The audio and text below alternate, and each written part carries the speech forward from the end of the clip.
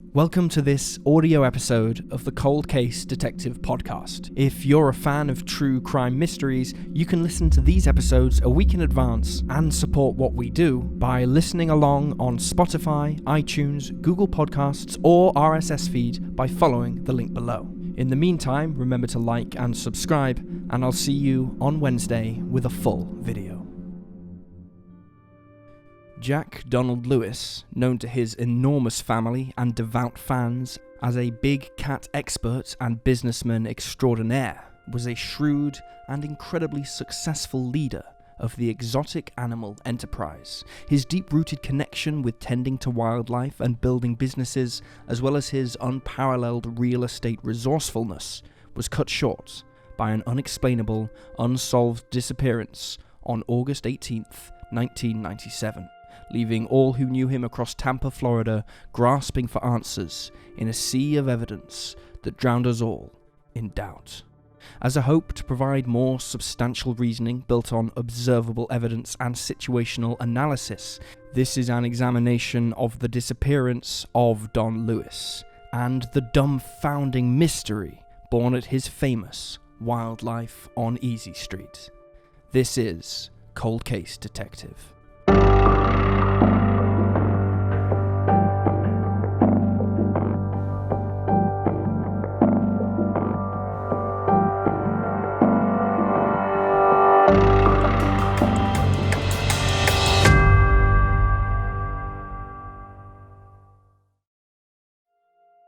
Don Lewis was born as Jack Donald Lewis on April 30th, 1938, in Dade City, Florida. In Don's early years as a child, his father abandoned the family and left Don's mother to raise him and his two siblings. While Don's mother did her best to support her children through freelance gigs as a for-hire seamstress and bread baker, her income wasn't quite enough. Thus, to help aid his mother and take care of the family, Don started working at a young age, forming the foundation to his business ethics. As an adolescent, Don helped out a local mechanic and worked as a farmhand for nearby ranch owners, and successfully graduated from Pasco High School in 1955. When he was only 17 years old, Don married his first wife, known today as Gladys Lewis Cross. Together, the couple had 3 daughters and adopted a son. Just as Don continued to expand his economic prowess, he worked countless odd jobs around Florida and eventually settled in the used car business and automotive trade. Slowly but surely, Don built his brand scrapping old machines, selling parts and metal resources, while simultaneously investing in real estate opportunities. Don would buy parcels of land to develop and resell, sometimes keeping tracts of land for himself for future business ideas. Before long, Don was a self-made millionaire and the prime example of the American dream in action, starting from nothing and forging his own path to success. Friends and associates of Don would say that no one could tell his success just by looking at him. He always dressed like a normal laborer and kept his public life simple. However, he would keep a $500 bill in his pocket at all times, a symbol of his ability to turn anything he touched into profits, a true green thumb. However, Don's personal life wasn't quite so perfect.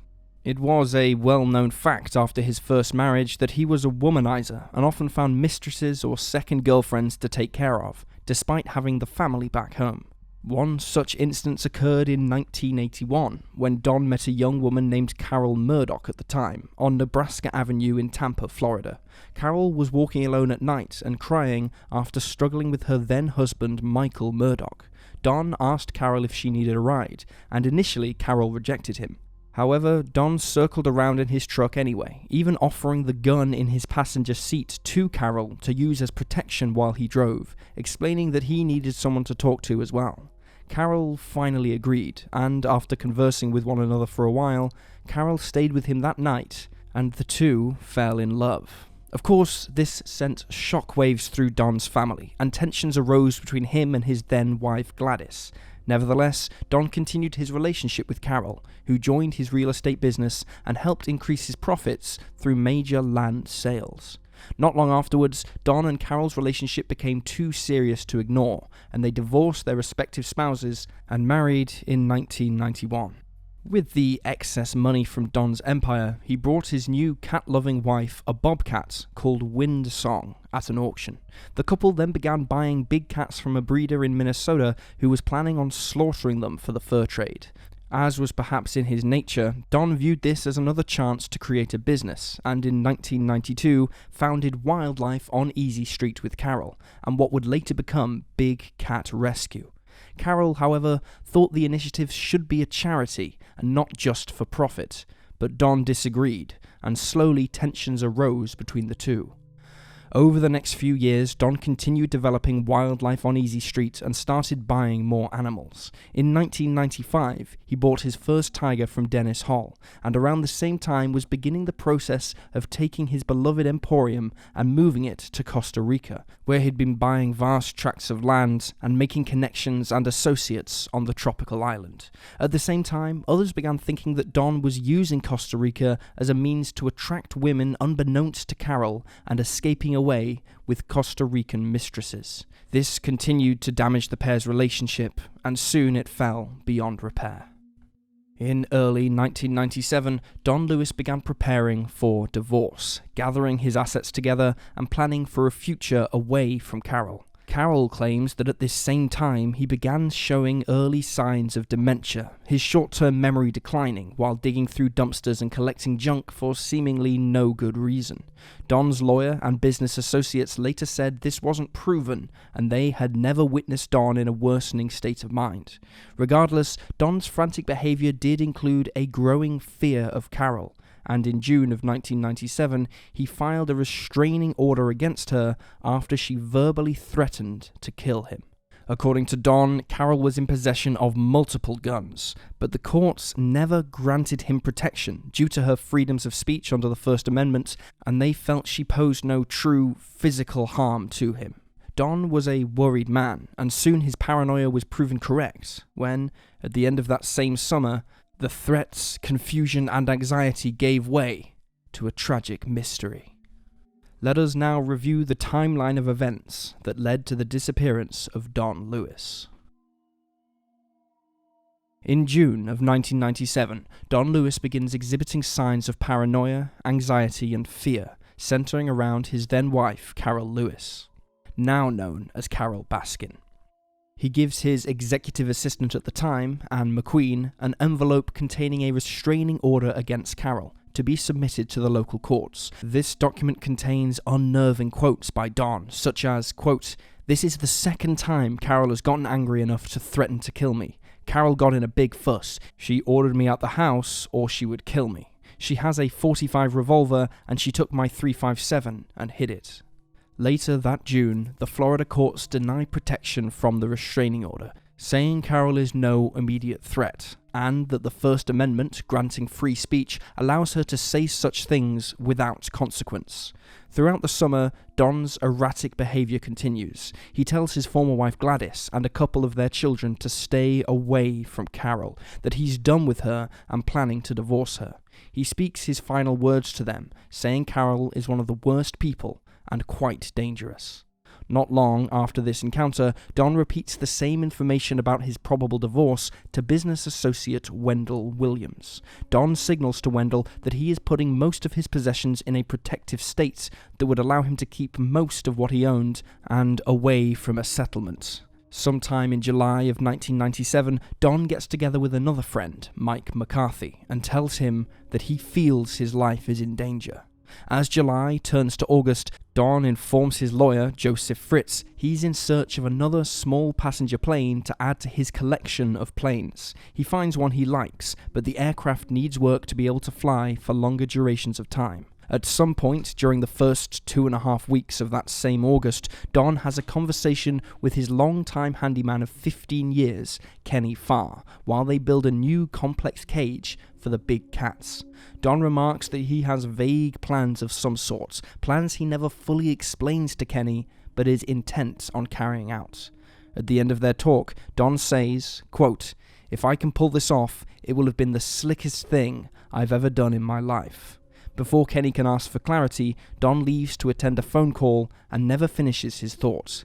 It would be the last thing Don ever says to Kenny. On Friday, August 15th, Don's assistant Anne McQueen calls Don regarding paperwork for cars he's preparing to take down to Costa Rica. Despite multiple attempts to reach him by phone, Anne isn't able to make contact. Anne continues calling throughout that weekend, but she still has no luck. In the evening of August 17th, Don prepares to drive down to Miami and then travel on to Costa Rica. He tells Carol he needs a truck made available for travel by his handyman Kenny, but it's unknown if he ever secures one. That night and into the early morning hours of August 18th, Carol makes her own plans to do chores and run errands for the Big Cat Resort. At around 3 a.m, Carol goes to a shop called Albertsons to buy milk byproduct for the cats. Her car breaks down, but she's saved by her brother, a local sheriff's deputy, who gives her a ride back to her home. Just a few hours later, a little prior to 6 a.m. on August 18th, 1997, Don Lewis leaves his house to make an early delivery of real estate paperwork to his lawyer's main office, and then to travel to Miami and ultimately Costa Rica. This would be the last confirmed sighting of Jack Donald Lewis. Nearly 36 hours pass by, and no one hears from Don.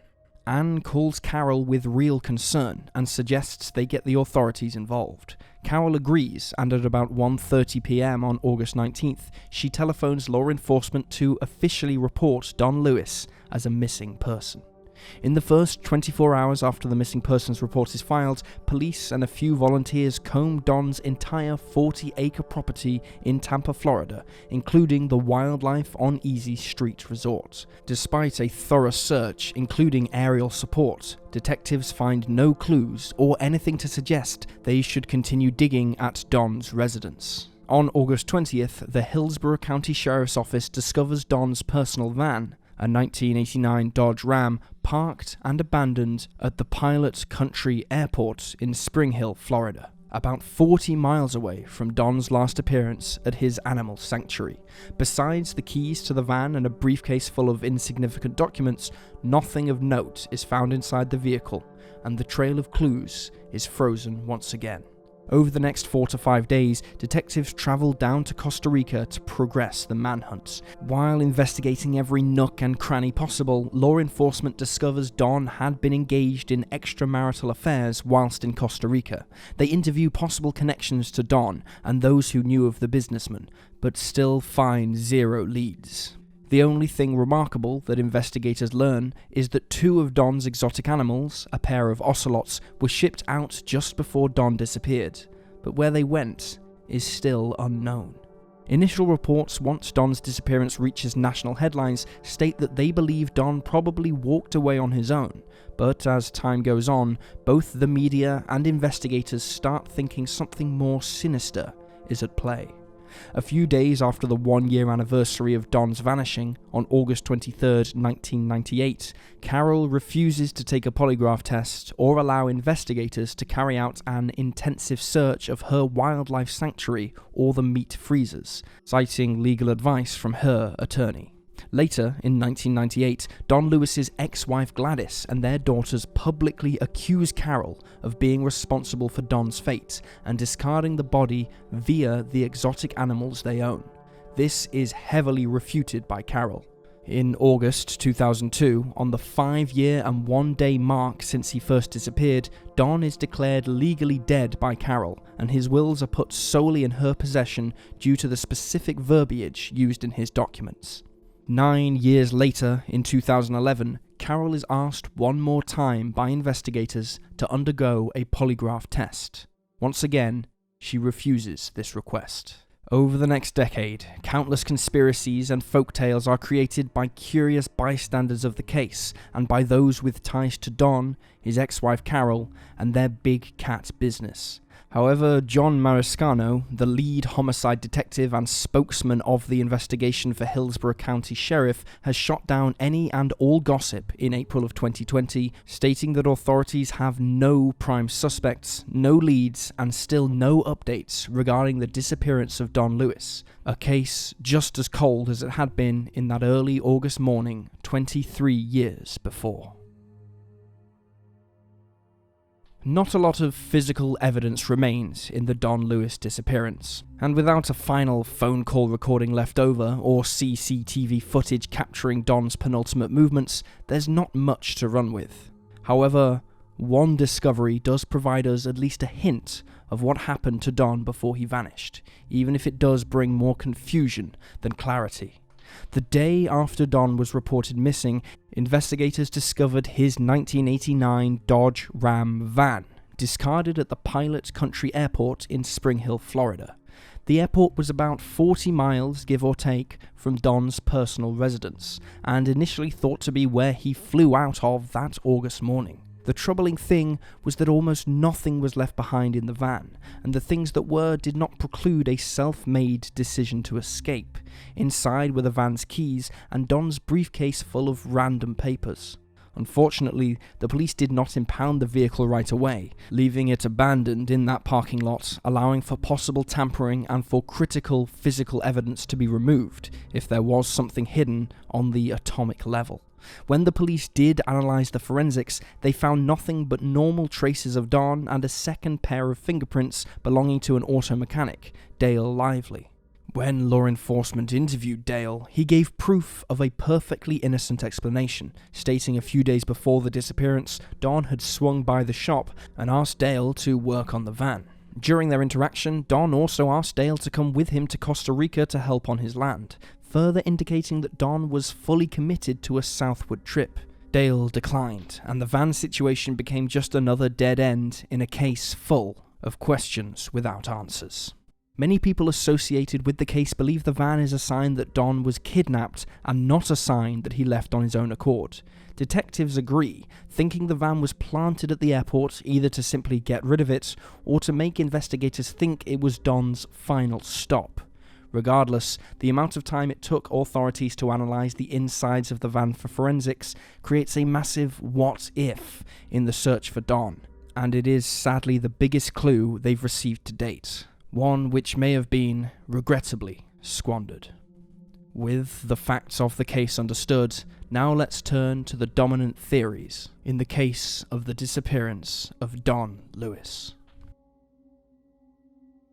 Like so many cold cases around the world, the disappearance of Don Lewis has been the fodder for some truly outlandish claims and conspiracies, sparked by both family members and those with disdain for Don's former partners. Sadly, these brash and borderline barbaric theories have been glamorized and focused on by one particular documentary series and its ensuing publicity, so we will do our best to dissect each theory with clarity and reasoning backed by evidence, to properly respect the facts of the case and the man who went missing. It's our belief that truth and respect to the facts of the case should always take precedence, and it is insulting to Don Lewis's memory and potentially damaging to his case to sacrifice these in the pursuit of an over-dramatized, quote-unquote, good story. The first real theory purported by those involved with Don Lewis's personal life came from his daughters and his first ex-wife Gladys Lewis Cross in 1998, only 1 year after Don went missing. They made a public interview in People magazine, theorizing that Carol Baskin had indeed killed Don and then disposed of his body via a meat grinder and then feeding it to her tigers at the Big Cat Rescue Sanctuary. Donna Pettis, one of Don's daughters, felt the police didn't do a thorough enough job searching the property and should have carried out forensic analysis on Carol's meat grinder, testing it for Don's DNA. Carol has vehemently denied such possibilities, claiming the meat grinder in question was too small to even handle something like a human hand, let alone an entire, full-grown, adult male body. Not only this, but what many people fail to realise, and what one documentary fails to make widely known, is that the meat grinder in question was removed from the Big Cat Rescue weeks before Don went missing, confirmed by the sheriff's office investigating Don's case. And if Carol did try to use a corpse as food for her big cats, there's absolutely no way bones and forensic evidence would not be left behind. The acidity of a tiger's stomach is strong, but not strong enough to completely destroy human remains. There would be a significant amount of bones, blood, and tissue left over, and to try to clean up every bit of the leftovers and leave absolutely no hints of the act is too far-fetched to believe. Such a vile act, even if utilised, would leave behind too much evidence, and investigators certainly would have picked up on something. Nevertheless, these outlandish claims only picked up steam when notorious big cat collector and nemesis of Carole Baskin, Joe Exotic, created an obscene music video flaunting the tiger feeding hypothesis. But that wasn't his only crazy claim. Joe Exotic became obsessed with another theory, that while Carole was still responsible for her husband's disappearance, she actually hid his body under the ground at Big Cat Rescue, digging up the dirt where her septic tank rested and putting Don's body in that, covering it up and pretending as if nothing had happened. Joe made many public pleas for investigators to excavate the earth around the property and check the septic tank, and this idea spread around his own exotic zoo where employees began believing that same conclusion. However, the documentaries covering Joe and his theories also fail to share the information that debunks his theory as well. The septic tank in question, in a similar vein to the meat grinder, was not installed on the Big Cat Rescue Sanctuary until multiple years after Don went missing. If Don was buried somewhere on the property, it was nowhere near the septic tank. In addition, it makes little sense for Carole to bury Don on her own property, where future digs and construction work will almost assuredly take place and risk discovery. Now, all this being said, to completely remove Carole Baskin as a suspect would be premature. While she has consistently denied any involvement, there are pieces to her past that might suggest a motive, or at least further consideration. The major piece of the case that might preclude motivation for Carole is Don's promiscuity and overall stance on the wildlife projects he and Carole had created. It is well known that Don saw the tigers and various big cats as nothing more than a business and thought of it as a means to make money rather than any real charity. While they were initially together in that viewpoint, Carole eventually wanted the sanctuary to be exactly that, a place where rescued cats could live approved by fellow activists, saving them from immoral breeding and cub abuse. This requires a lot of money, and Carole had Don to fall back on. Some in Don's inner circle said he hated losing his money to her spending, and that being a millionaire married to someone without much money is a treacherous combination. But we mustn't pretend that Don was perfect either. He was also involved in various extramarital affairs, having multiple girlfriends despite his marriage to Carole, including a secret mistress down in Costa Rica. With a clashing philosophy and a dying marriage, Carole may have sought to end what was becoming a toxic situation. In fact, pages from her personal diaries exposed by various sources found entries written by Carole stating things such as, quote, "I wish there was some way out," of her relationship with Don, not to mention her verbal threats. Eventually, her wish was granted, and most suspiciously of all, Carole Baskin did end up the biggest beneficiary of Don's vanishing.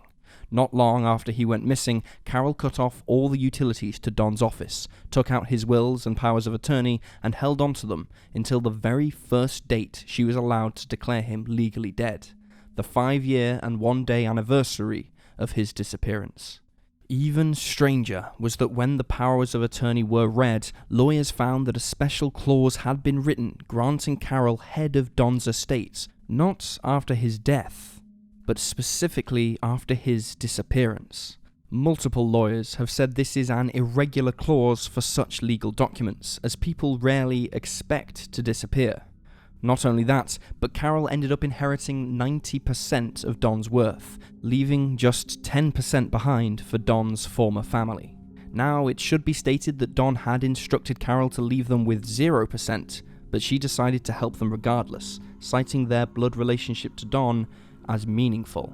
Does the strange disappearance clause in Don's will, combined with his infidelity and strict business-minded pursuits, make Carole the killer? No.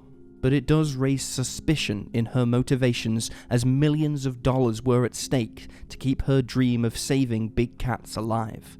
Some have pointed out that just because she had Don legally declared dead the first day possible doesn't mean she was the mastermind either, And they have a point. Wouldn't it be ridiculously obvious to carry out such a suspicious legal action? If Carol was indeed at fault, drawing attention to the matter wouldn't be her priority. It's also possible that she wasn't the killer, but rather had blood on her hands, arranging for someone else to handle Don. It is undoubtedly deeply suspicious. There are many people afraid of Carol, including Don himself, but fear, circumstantial evidence, and speculation unfortunately does not mean the party is guilty without physical evidence.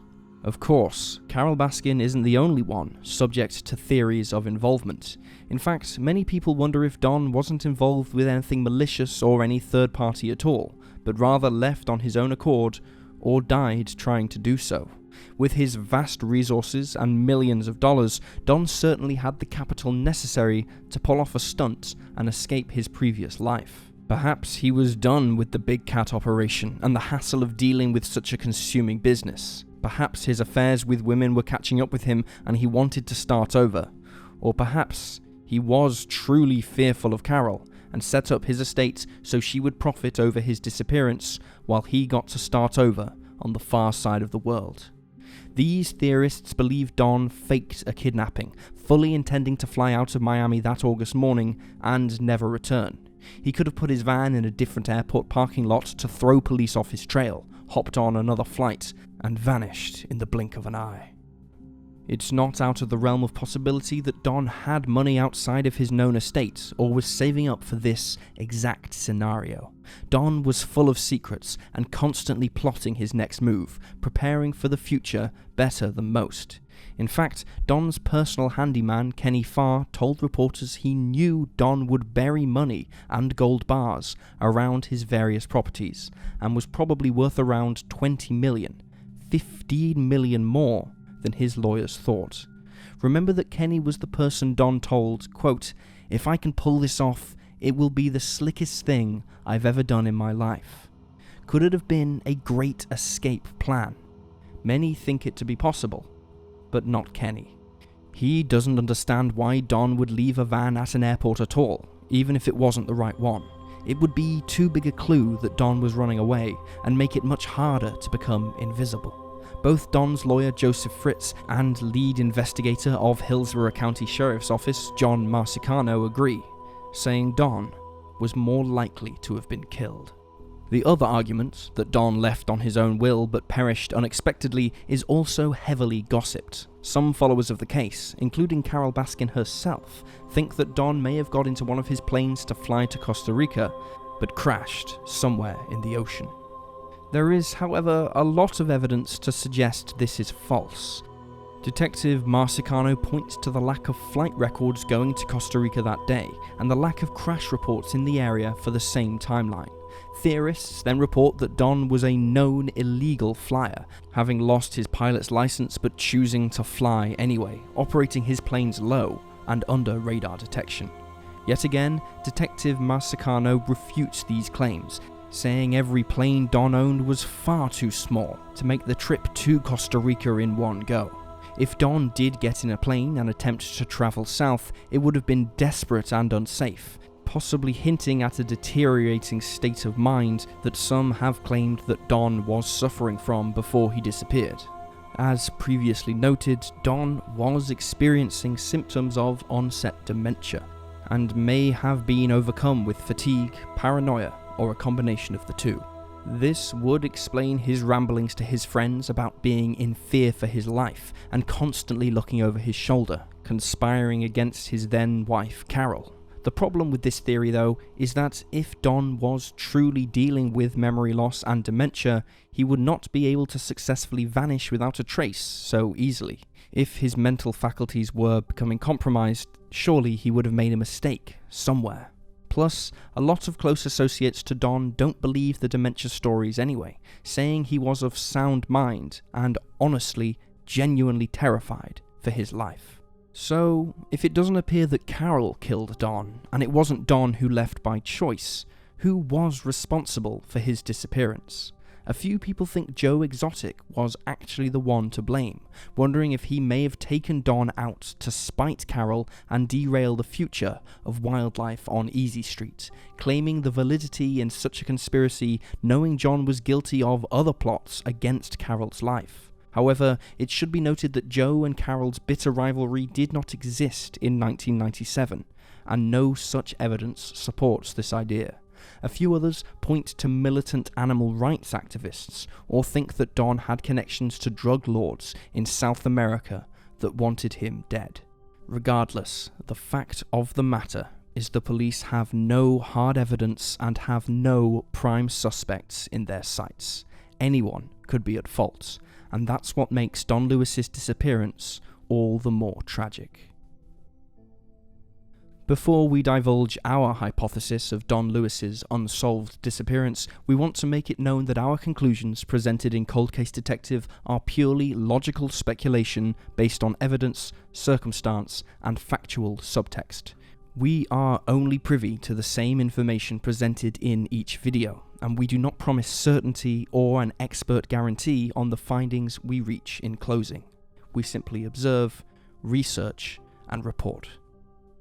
In the case of Don Lewis, we believe he was kidnapped, murdered, or a combination of the two. So many of the people involved with Don and his life, such as business associates, family members, his personal lawyer, and the lead investigators looking for him, believe the same to be true, that somebody or some bodies wanted Don dead, whether it be for vengeance, spite, or pure malice. The tricky part of the equation is who. Without a doubt, Don Lewis's killer was both close to him and had the resources to carry out a seamless homicide. The perpetrator had to be close to Don to know of his planned trips to Costa Rica and multiple projects down there, and be able to use that as a blind for investigators, tricking people into thinking he disappeared purposefully. Now, this doesn't necessarily trim down the list of suspects, because Don had a lot of friends and a lot of enemies, each of whom knew of his Costa Rica paradise. Yet, it does signal the killer was smart and knew how to arrange a multifaceted kidnapping. In addition to smarts, the killer had to have the money to hire someone to get rid of Don, or to do it themselves, without ever leaving so much as a hair follicle. In the case of a multi-millionaire, like Don was, removing them from the face of the earth is going to take a pretty penny. So, how did they do it? A lot is left to be desired in the investigation in terms of clues and concrete timelines, but if the killer was an associate to Don, they probably had secretly arranged a meeting early that August 18th morning with him. He was already out to make a delivery and head to Miami for a flight, so the arrangement was probably just another stop. It was here they likely kidnapped him, drove his van to the airport as a fake-out, and disposed of him elsewhere. There's also the idea that Don could be meeting someone with his own planes, and when they took off, he was pushed out over the ocean by his murderer, a theory brought up by his lawyer. Whatever the method was, it ended with a clean getaway. Could it have been Carol Baskin? It is entirely possible. In addition to the theories mentioned previously, Carol's own family had a disdain for Don. And speaking of her family, she also had a brother as a deputy in the sheriff's office, who was one of the last people to be around Don right before he went missing.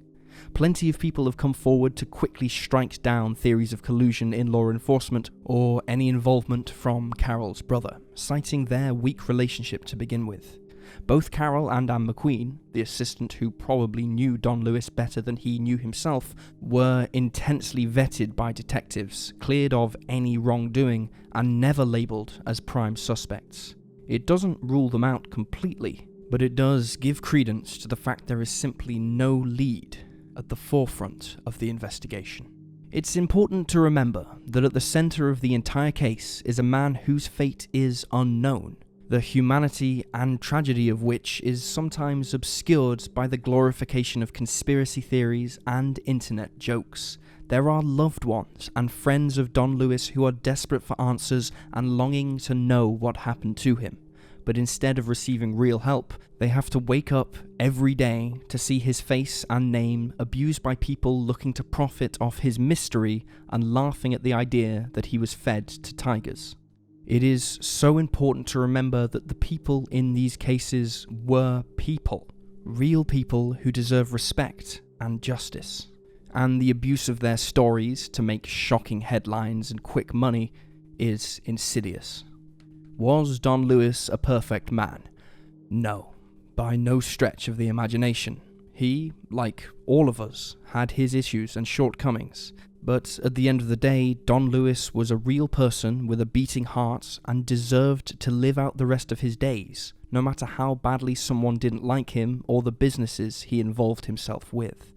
Because of the tone and reception of certain documentaries made since Don disappeared, it is hard to get people to focus on finding answers rather than supporting the nonsense. So it is up to all of us to work to progress above the overly dramatized conspiracy theories looking to shock viewers and readers to earn quick money, and humanize Jack Donald Lewis and respect his case.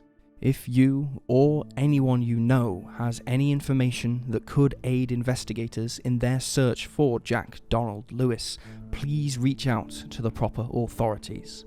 No piece of information is too small or insignificant, for it could be the key to unlocking the chilling mystery of Don Lewis and his legacy left at Wildlife on Easy Street. This is Cold Case Detective. Thank you for listening to this episode of the Cold Case Detective podcast. If you would like to support the show, you can do so by simply leaving a 5-star review wherever you listen. It really helps us expand our reach and bring awareness to the cases we cover. If you would like us to investigate a specific case, perhaps even one close to home or that of a loved one, please fill out the submission form in the show notes. Thank you for listening, and we'll see you next week with a new episode.